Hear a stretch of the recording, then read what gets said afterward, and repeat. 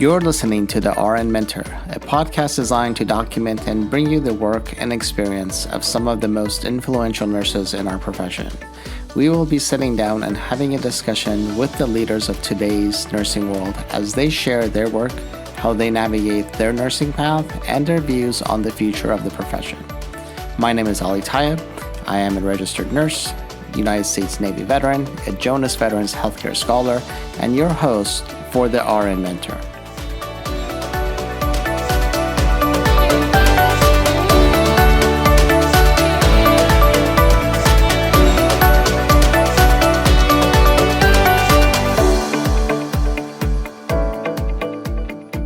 Hello and welcome to another episode of the RN Mentor podcast. I'm super excited to be joined by a colleague, Dr. Marion Leary. Dr. Leary is the Director of Innovation at the University of Pennsylvania School of Nursing. As the Director of Innovation at Penn Nursing, she works to amplify and educate nurses as leaders in health and healthcare innovation. Dr. Leary is a member of the American Nurses Association's Innovation Advisory Committee, a member of the University Science Center's Advisory Committee, the Nurse Beat Advisory Board member, and a founding member of the Society of Nurse Scientists, Innovators, Entrepreneurs, and Leaders. She is the host, or one of the hosts, of the University of Pennsylvania School of Nursing podcast, Amplify Nursing, and is a contributor to the American Nurses Association's official journal, the American Nurses, as part of the My Nurse Influencers column and the Philadelphia Inquirer. In March 2023, Dr. Leary was named one of 5 female nurses who will go down in her story by the Nursing Beat. In May 2022 and 2023, she was selected as one of the most powerful LGBTQIA plus people in Pennsylvania by City and State PA, and in 2023 was named an LGBTQ plus power player by Metro Philly. In August 2019, she was named as an Influencer of Healthcare winner in the category of Excellence in Innovation by the Philadelphia Inquirer. In 2017, she was named Geek of the Year for her outstanding achievements in Philadelphia's vibrant geek community in the areas of innovation, technology, and activism. As a fellow geek, I appreciate that award. So welcome to the show, Dr. Leary.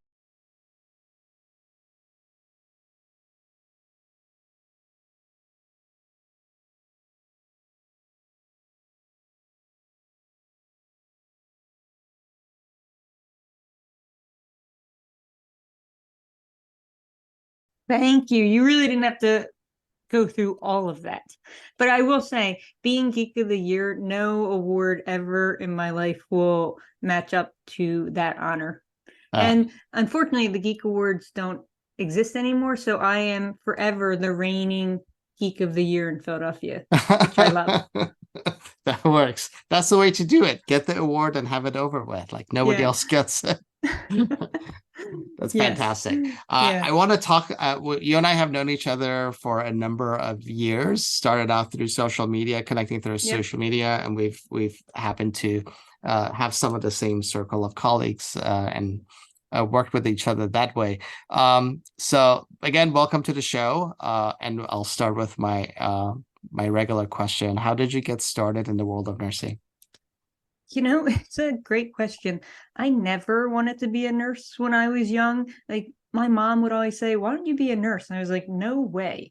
Like, the only thing I knew about nursing was what I saw on TV, and it was never really a flattering picture of what nurses actually do. And so it never occurred to me to even consider nursing. But then I was living in Boston. I was working at a residential program for people who had HIV/AIDS, were in recovery from drugs and alcohol, and had mental illness. So it was like a triple diagnosis residential program. And one of my clients had this nurse who just blew my mind. She was so smart, so compassionate and empathetic. She was completely no nonsense. But she went above and beyond for this patient in sort of every aspect of his life. And she really opened my eyes to what nursing actually was, like, and what you could actually do as a nurse. And because of her, I started thinking, well, that could be a profession for me. And so I started looking into it, and I was really interested in asking and answering questions. And so as I was researching nursing, I saw a program in Philadelphia through Thomas Jefferson University, and they had a nurse researcher program. And I had no idea that was even a thing. And so the second I saw nursing and the second I saw research, I was like, that's what I want to do. So I applied to Thomas Jefferson University, got in, was in their like honors research program, and sort of the rest was history. That's fantastic. It really quick question. Now, was this your entry into nursing, or was this like you already had a different degree and you came into the program? No, and actually my journey to nursing wasn't that straightforward as what I just actually even like described. Um, Even though I had eventually figured out that it was probably nursing that I wanted to do, it took me years to apply to a program and start. And so nursing ended up being my first bachelor's degree when I was in my late 20s. I graduated from nursing school the same year my daughter was born. So and before that I had started and stopped different degree programs. Nothing felt right. And so I was just working and you know, raising a family or trying or starting to raise a family. And so nursing was my first undergrad degree, and then from there the rest was history. That's fantastic. And you're, and the more people I ask this question, the less, like at first I was, the first few guests I had on the show who said, oh yeah, I never thought about nursing till X, Y, and Z happened. And it's interesting, like I'm less surprised now because I just assume this has become like like something that people just kind of find later in life as opposed to what the traditional what people like envision traditional, like as from a nursing perspective, they think, oh, you must have always wanted to be a nurse and you became a nurse, and that is not the case for so many people. And I appreciate that because I didn't come into nursing. I had a healthcare background, but same thing, I didn't come into nursing thinking like it wasn't my first choice. But after I looked into it, I was like, oh, this is something I could really get into. And it's been great. Yeah, I don't think I would be as for lack of a better word, successful in the work I do now as a nurse had I started it, right after high school. I did a number of different jobs after high school. I was an event producer, logistics coordinator, case manager, um, food prep. Like I did all of these other jobs after high school, before I went to college, that I use all those skills now in the work that I do. Like I say it all the time, I'm a glorified event producer. Like all I do is run programs.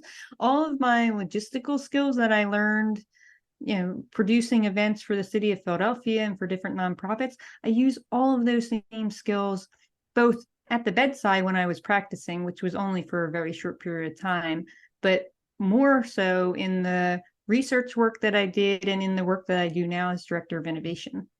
Yeah.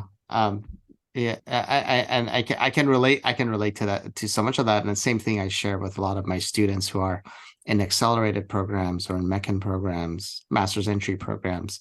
I bring that up. I'm like, please bring your other skill sets with you because you are that much more valuable for having those skill sets in the profession of nursing, because I think nursing needs that. And we'll get into the conversation of innovation in a little bit, but that's where a lot of that those components come into innovation in the world of nursing, I think, is because people have a lived experience other than nursing. And I think that makes it so valuable. Yeah, I couldn't agree more. I mean, I love talking with my accelerated students and understanding what their different backgrounds are and the different experiences they've already had. I mean, like you said, we'll talk about innovation, but that's what makes an enriched innovation team. Yeah, yeah. And I agree with you. I actually had a student, you just triggered something in my brain. I had a student who wanted to do like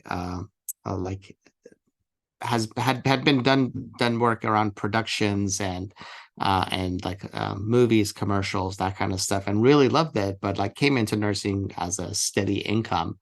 And one of the things I told her, I was like, don't that bring that stuff with you, because there's so many things we can do with that in the world of nursing and nursing education and information sharing, because we are so from a traditional perspective, we've kind of set these, for whatever reason, we've set these guidelines as to what how nursing should disseminate information or what nursing does. And then you get all these people who come into the profession with other skill sets, and we try to have them get rid of that for some reason to fit into the square peg into a square hole Yep. type of thing. But they're not square. They have all kinds of different angles and shapes. And so I think the profession just needs to be a lot more open to the different skill sets that these students or these professionals bring to the table. Yeah, it's interesting you say that. I overheard a conversation that some to be left nameless admissions nursing admissions folks were having about a student who was, I think it was like they were an engineer and they were applying to the nursing program, and I overheard them saying, why would we ever want to accept an engineer into the nursing program? What could they possibly ever know about nursing and healthcare that would be something like beneficial to the profession? And I was blown away by how they could not see the how important it is to have these different lenses and other experiences, especially in the world we're living in now, where we need new technologies and new innovations to help with all of the problems we're seeing, both from the pandemic and climate change and all these different things. Yeah, it was so interesting to overhear this conversation, and just I was in shock. Yeah, I think it goes back to, and this is completely off topic now. We've just kind of went sideways on this conversation, uh, I want to continue this discussion because I think it's important. Because the same thing, I had a colleague of mine. Um, I worked at a hospital for as a well, that's not what I worked at, but I worked at a hospital. And what they had said is they were a little bit objective or objected to men in nursing because they can't be as compassionate, or they can't be as they can't have the same level of empathy. The gender biases that exist within the profession. I think it leads to the same thing of somebody being an engineer or somebody being in a profession where it's more mathematical or more whatever.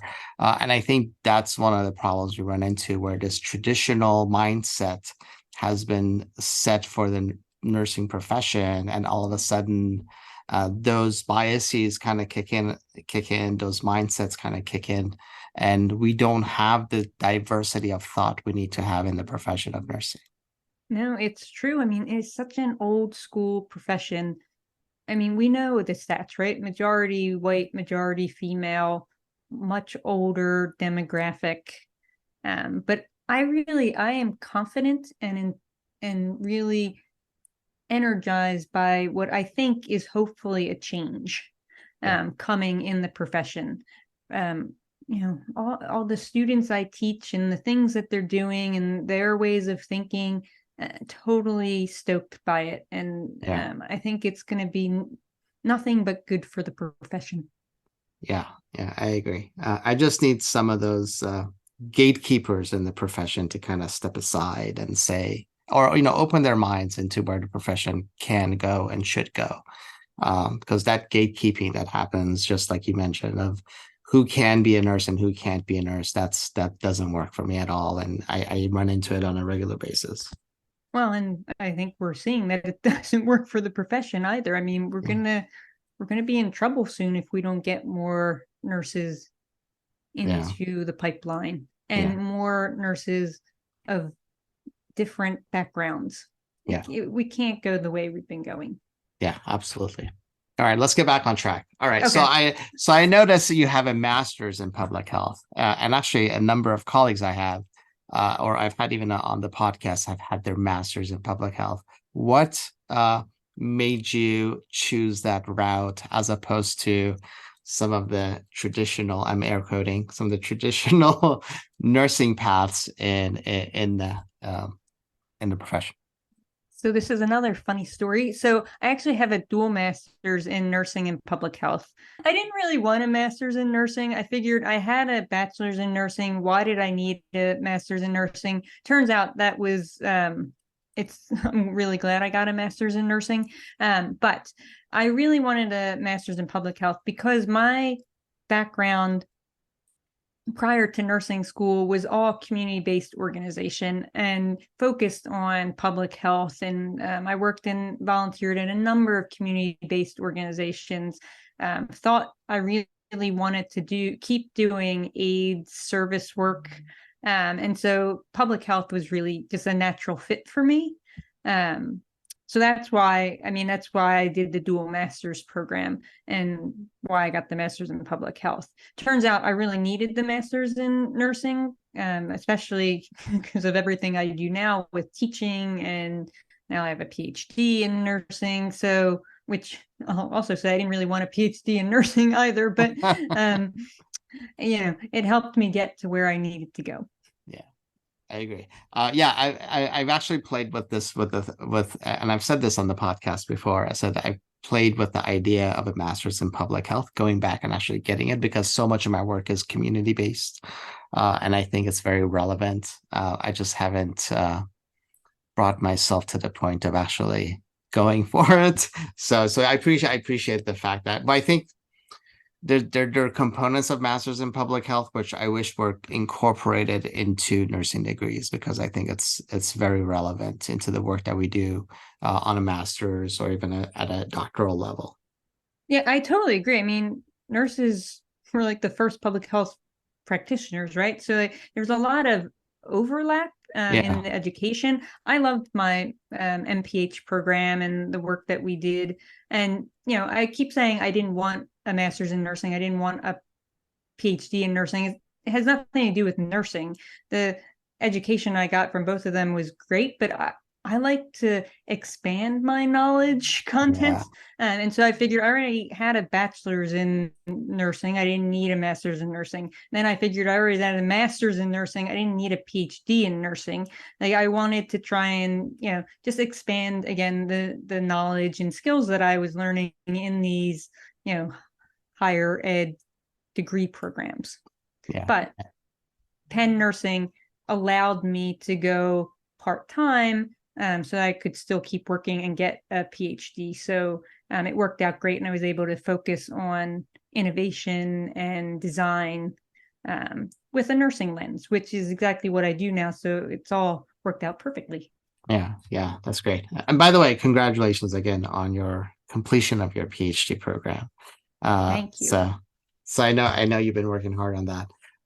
Yeah, same thing with me though. I never thought of myself as getting a master's or a PhD, but I ended up getting both. So but it does remove some barriers. Some people say having a master's or a PhD doesn't necessarily do anything for me, and I disagree with that piece. But what it really does do, those higher degrees, they provide a seat at the table for you without you having to fight for it as hard. You still have to fight for it, but it gives you credibility, right? It gives you some credibility, whether it's for the right reasons or not. But it's right, the world, like it or not. It's the world we live in. Like it in. or not. Yeah. If you're going to be in a certain type of environment, you need it. And for me, I decided to go back for a PhD because at the time I was heavily involved in resuscitation science research, and I was writing my own grants and putting my own research teams together. But without a PhD, there's only so many grants I could apply for and only so many things I could do at my institution, and it just wasn't working. And Yeah. so I had to get a PhD. Yeah. Which, is great. I mean, and 5 years later, here we are. But I say this to like anybody who asks me or wants to know. I said the primary reason I got my PhD was I never wanted to be in a position where my degree kept me from the opportunity that I knew I was qualified for, or I knew I had expertise in. I never wanted my degree to be the barrier to that. Even though now with some institutions, if you don't have a postdoc, it becomes problematic. But that's a whole nother discussion of its own. So I'm going to leave that one alone. The older I get, the more I'm like, it is what it is. I'm going to do what I need to do to be as successful as I need to be, but also caring more about my work-life balance and enjoying the things that don't have to do with any of my degrees. Yes, I agree. So I do want to talk. I do want to transition into. You do a lot of work around innovation, and I do want to talk about your current role and also the organizations that you participated and the co-founding of one of those organizations. I'll start with a maybe a first question of what is nursing innovation in your opinion? I mean, that's a loaded question, but in your opinion, what is nursing innovation? Because there's a lot of definitions of it out there, or interpretations of it out there. Exactly. And nursing innovations only a loaded question. What is nursing innovation is only a loaded question because innovation means so many different things to so many different people. It's such a buzzword, it almost means nothing anymore. But I'll say for me, Penn Nursing, we define innovation as like we have a definition, right? But innovation is a mindset. It's a way to think about and then solve for problems. And so it's not just technologies or widgets, but really the way that we solve problems, the systems and processes we create, the way that we communicate with our students and educate our families and patients. Like all these things can be innovation.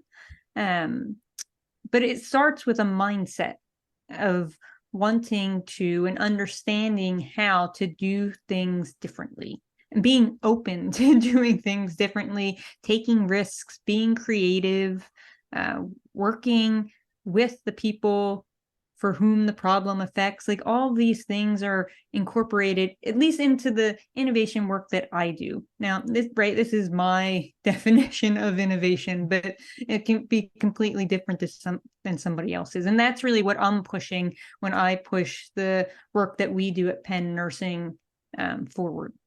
Yeah, and I agree. I agree with your perception of this because so many people. I was at a conference last year and they had an innovation panel, and I think out of the three innovationists, is that a word? I don't know. I like it. You should coin it. That they had on the panel, all three. And this was an expert panel on innovation, and all three spoke about EHRs, simulation, and the technology that is used in hospitals, right? If a colleague of mine who is also in the innovation role, like he was across the entire conference space, and I looked over and he's looking over at me. And I'm like, what is going on? So I appreciate your definition because it is really a way of thinking, a way of improving processes. It's sort of the out of the box thinking or coloring out of the lines more than here's a new technology piece. Not that technology is not part of innovation. It is not only innovation.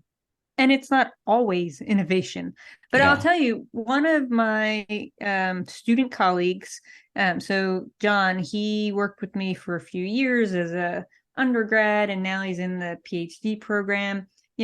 He had a really great insight that the work that he was doing around innovation and what he was learning, he could take into any situation, any area he was working as a nurse. So he didn't want to just learn innovation to be a nurse innovator, like the role that I had, like my whole focus is innovation.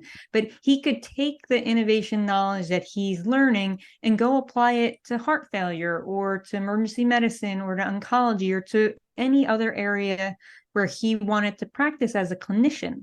And I think that's really important. And it was such a great insight for him, because he wanted to be innovative, but he wanted to be innovative in his clinical practice. And that's really, I think, part of what I would love for us to be teaching. And I think that's what we're teaching. I think that's what I try to teach, is that, again, this is a mindset. This is a process. It's a set of resources, skills, and tools that you can take and use no matter where you practice, whether that's in the clinical setting, whether that's in the community, whether that's in Congress or the military or wherever you are as a nurse, you can be innovative. Do you think, as you're talking about this, do you think, I know nursing has come along, but do you think nursing is, or where does nursing need to be in order to embrace the concepts that you're sharing with innovative thinking? Because so much, we're so regulated and we are so policy driven. How do you think nurses, like on the boots on the ground level, can nurture the innovation component of what we know they can do versus the environments we put them in? What do you think about that? It's a great question. I have so many answers to this, and so many thoughts. I'll give you my thoughts first, and then I will say part of my dissertation was looking at the correlates of innovative behavior. And so what I found was that there were individual correlates of innovative behavior, but also organizational ones. And so if we want nurses who are working clinically at the bedside to be innovative, we need them to have organizational support to do that. So, which goes back to my other comment of, we want to support individual nurses to be innovative, but we need senior nurse leaders to also support innovation for not only their nurses, but their health systems. So I helped to run a new program called the Johnson & Johnson Nurse Innovation Fellowship Program. It is a one-year fellowship program for senior nurse leaders who want to learn about and then implement innovative thinking throughout their institutions. It's powered by Penn Nursing and Wharton, supported by Johnson & Johnson. And we have 20 nurse leaders, 2 from 10 different institutions around the country, who are our first cohort working through this fellowship. The whole idea here is that we've been trying for years to infuse innovation on the ground level to like the clinical nurses at the bedside. And we know for a fact that as soon as nurses start engaging in these different innovative activities and methodologies, they are so excited and really feel energized about the work that they're doing in nursing using these different innovative methodologies. But we hear time and time again that they bring these things back to their health systems and they're not being supported. They don't get time away from the bedside to do these things. There's no like support or resources to do these things, right? So we figured we needed a top-down approach. Like we've been doing bottom up, and that hasn't been as successful. So now we really want to try and have senior nurse leaders understand the power and the benefit of having your nurses be innovative. And so there's multiple ways to get at this, and we're just trying it from both ends. Yeah. I'm not necessarily sure I answered your question, but it is one of those questions. Like I said, it's a loaded question, just because because of the fact that, the fact that we see creative time in nursing, right? We don't see it as a productive, right? Because you're not taking care of patients, you're not teaching students, you're not doing this, you're not doing that. It's not observed as productive time. And even when nurses go to conferences or all that stuff, that even if it's supported, it's non-productive time, which I think we need to change that whole mindset of what's productive and what's not productive. So I think that's one of the biggest issues I have. And you mentioned resources where institutions do create these positions like yourself, and you happen to be in an institution that is very supportive of innovation. But other institutions create roles with the word innovation in them, but don't support financially, don't support staff-wise, don't support the extra time, and somehow magically innovation is supposed to happen, right? So I think that's where we run into issues. Is everybody likes the word, as you mentioned. I think innovation almost it's overused because now everybody wants to have innovation, but nobody wants to really invest in the innovation. And that's really what it is. It's time and energy and time for thinking, time for processing, time for trial and error, which isn't necessarily brings value. Yeah, it really is. I mean, if you want to be an organization that is leading in innovation, investing in innovation, you have to invest with time, resources, human capital, yes, leadership. Like all of these things are needed to have a successful innovation program. And you're right. I am so fortunate to be in the position I am in at the institution I am in. Penn Nursing has bought in and supported innovation from day one. From the top, our dean is incredible. Our associate dean is incredible. Our board of overseers are incredible. And, we have so much support in order to do the work that we want to do to help educate not only our students and faculty around innovation, but the profession of nursing in this area. And I think we're, successful because of that. Yeah, I would agree with that. And we unfortunately don't see enough of that, because again, going back to the concept of innovation, especially even educational institutions, where you would expect a lot more of this type of work, but you still see people defaulting back into traditional research, traditional publications, and even from a grants perspective, the grants are being written in a way, or in a way that almost innovation is really not even part of the concept. It's very clinical, with criteria that is a lot of times is bench science, which doesn't again allow you to be put in that innovative components into it. Yeah, I mean, I don't even know if I want to go down the road of talking about research. I stopped doing clinical resuscitation science research because I could not deal with the lack of innovativeness in the grant process, especially at the federal level. Right. You can't expect to be innovative when it takes 9 months to get your score back, and then it takes another however many months to get funded. And by that point, I've moved on. So, it's an interesting place we're at. If we want healthcare to be innovative, we really need a more agile system for funding research. I don't know what that system is, but Yeah. it's really difficult to be innovative in a slow process. Yeah.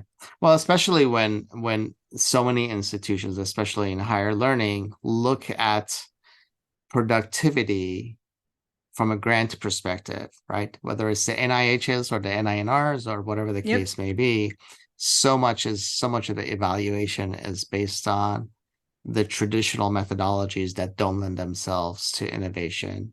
And then the expectation is you still continue to be innovative. Yeah. So, you mentioned you don't know where that system is. Do you think philanthropy lends itself or these, but every institution doesn't have the same philanthropy. UPenn is lucky and has generous funding that comes through philanthropy. Other institutions, smaller institutions, don't necessarily have that capability. So working with for example the organization that you started with, the Society of Nurses and Scientists, Innovators, Entrepreneurs, and Leaders component, or the ANA's Innovation Committee, like how are those institutions kind of, or are they helping to even out the playing field a little bit more, or providing more opportunities for nurses to kind of get into the innovation work? Oh, totally. I mean, both organizations do so much around different innovation opportunities for nurses to get involved at all levels and all time commitment and in all areas in varying sort of time commitment ranges. So like for example, I think the ANA has like a 1-day innovation pitch. SONSIEL has a 3-day hackathon, or a 1-day conference, or we're now doing sort of this 1-month accelerator program and pitch event. There is no lack of ways for nurses to get involved and to learn about innovation and potentially get funding for your innovation ideas. So SONSIEL, Johnson Johnson, Microsoft, and All in Healthcare are funding this pitchathon where health system teams can win up to $150,000 to fund an innovation idea that they're working on. So I think there's multiple ways to get your innovation ideas funded. It's different than what we were talking about for research, right? Like research, innovation research is one thing, and that's a little bit different than getting funding for an innovation idea. There's lots of foundations, lots of other organizations who are trying to fund nurses to be able to create and implement an innovative idea. So it really depends on what you're trying to do. And for example, in terms of funding for research, the Reed and Alex Hillman Foundation do so much to try and fund nurses who are doing research using an innovation lens and mindset. So there are combinations of these things out there. Yeah. Now, as far as like the innovation concept, you mentioned like Johnson Johnson and Microsoft and things like that, or organizations like that, that are primarily like these for-profit organizations. What's their, if you know, I don't even know if you what's their take on nursing innovation? Like, where do they see, why are they investing in nursing innovation? And what's in it for them? I'll just say that. What's in it for them? Yeah, well, so Johnson & Johnson has been dedicated to promoting the profession for, I think it's like 100 and some years. They've always been committed to nurses, and they're now really committed to helping nurses lead in innovation.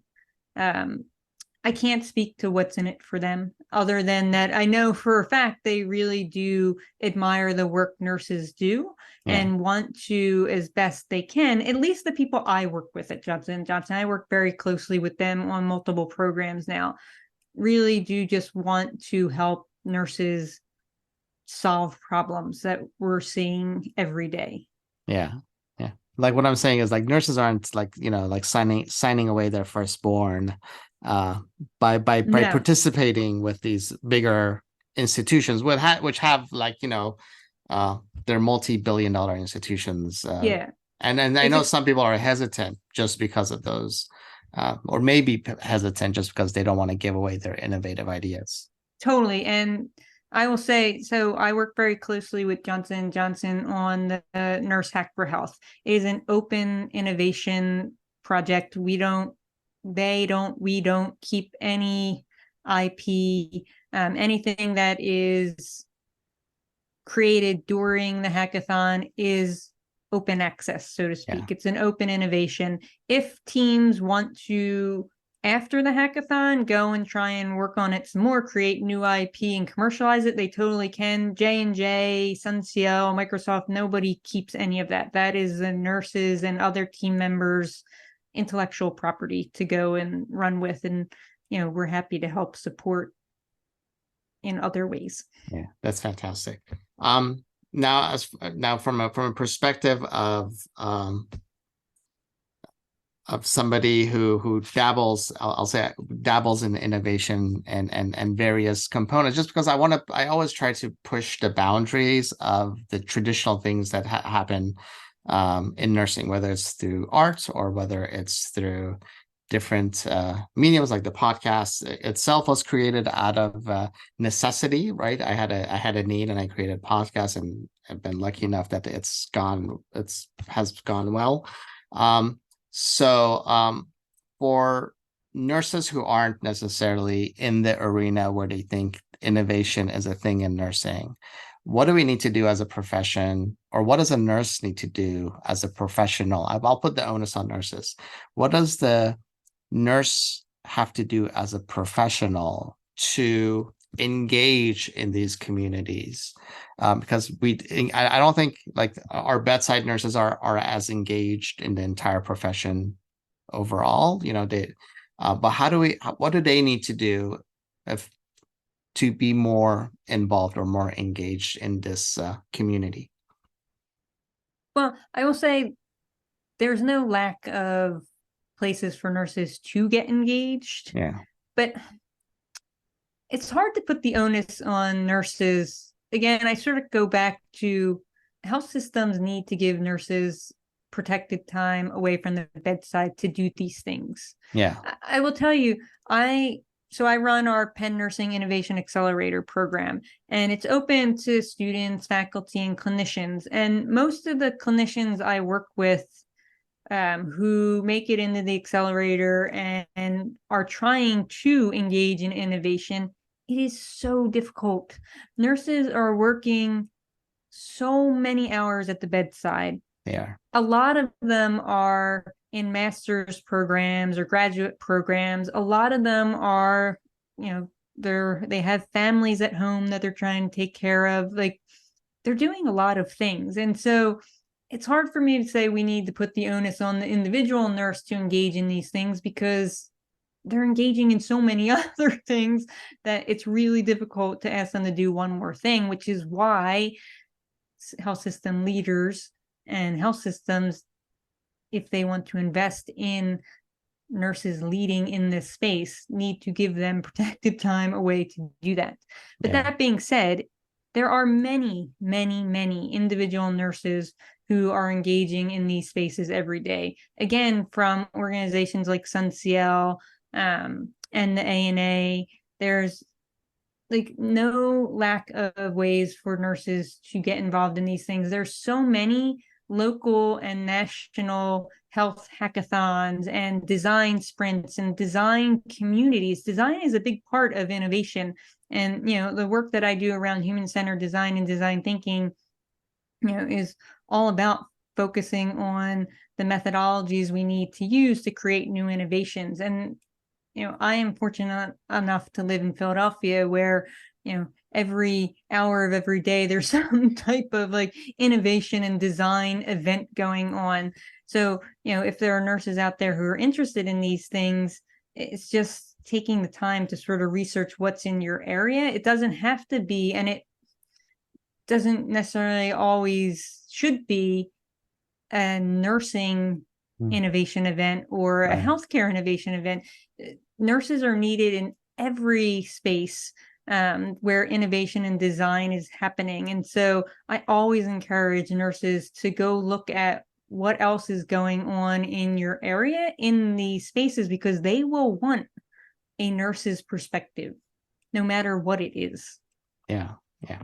And I agree with you. And I do have the same trouble of putting the onus on nurses. The reason I put the onus on nurses is because there's 4 million of us, right, in the nation. And I think if as a collective, if we act on those things and we make it a priority for the profession, because waiting for institutions who are just looking at productive time, patient bedside time and what's making money for them, I don't know if we're going to necessarily, it's going to take those really out of the box leaders that really see the value in that to make that change and invest in it. And I'm not one of those people that's going to wait for that somebody else to do that for me, Yeah, right?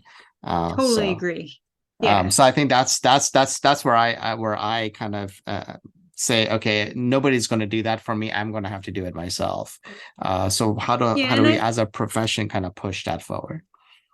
I think that part of my role, right, is as an educator, is trying to get nursing schools to start infusing this earlier in the undergrad programs all the way through to graduate and doctoral levels, so that our future nurses have already been exposed to innovation and are bringing that mindset and skill set into their practice. And, Yeah. that still doesn't answer some of those questions, but at least they're now being exposed to it and know that it is an option of something that they could be doing in healthcare. Yeah. But I think that's going to also require faculty that can speak innovation, right? Yes. And I think we're lacking in that arena as well, because you talk to innovation with faculty, as I mentioned, they're going to start talking about EHR simulation, this and that. And it's like, okay, that's not what we mean when necessarily it's inclusive of that, but that's not all that it is. So I think we have a lot of work to do with our faculty probably first. Yeah, I totally agree.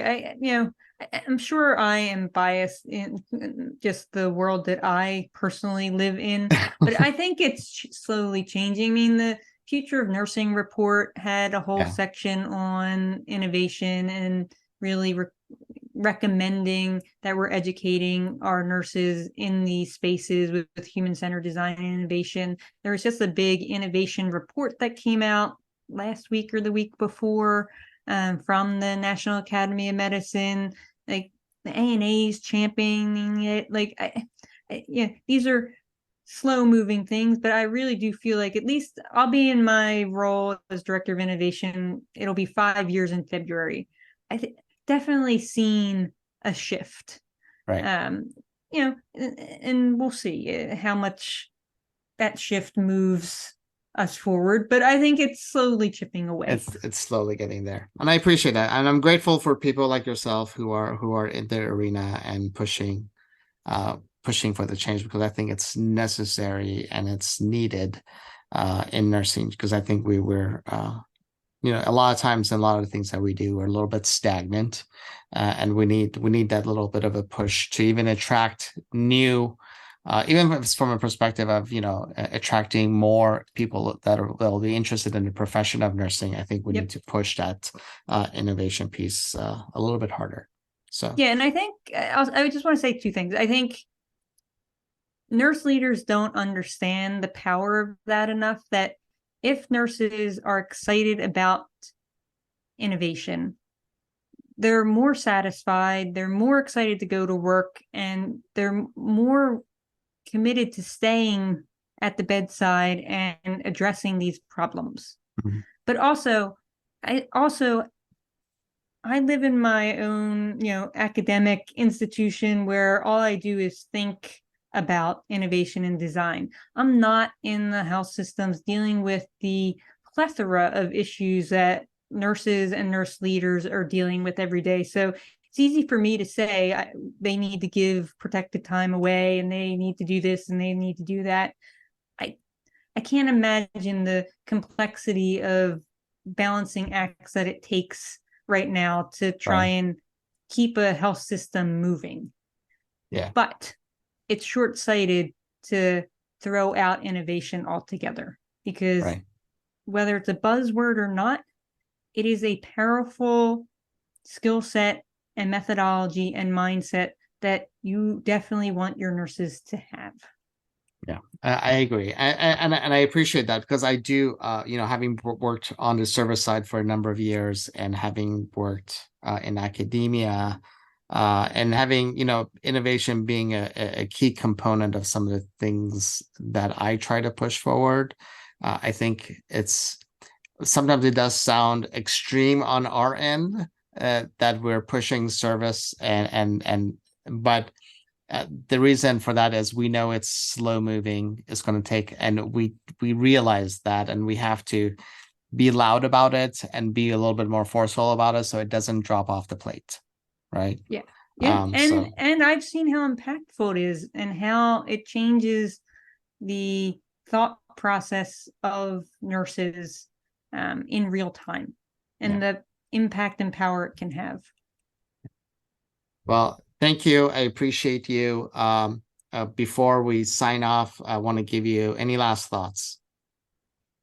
No, I mean, I think thank you for having me on this podcast. And I'm just grateful and fortunate to get to do what I do and to keep sort of spreading the good word of innovation and design and the profession of nursing. No, I never thought about going into nursing. I never in a million years could have imagined what I am doing now when I was little. But I am so grateful to be in this position and to get to work with folks like you and all of the amazing colleagues I've made because of my nursing degree. So, yeah, I'm just really grateful and thankful for it. And thank you for having me on. Great, thank you. We have been listening to Dr. Marion Leary. She is a director of innovation at the University of Pennsylvania School of Nursing. Thank you again for being on the show. And to all of our listeners, I look forward to bringing you more incredible guests very soon. Thank you.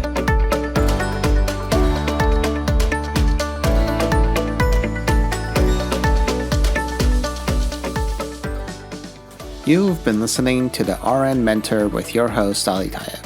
Please don't forget to visit www.alirtayeb.com. That's www.alirtayeb.com for podcast notes and resources.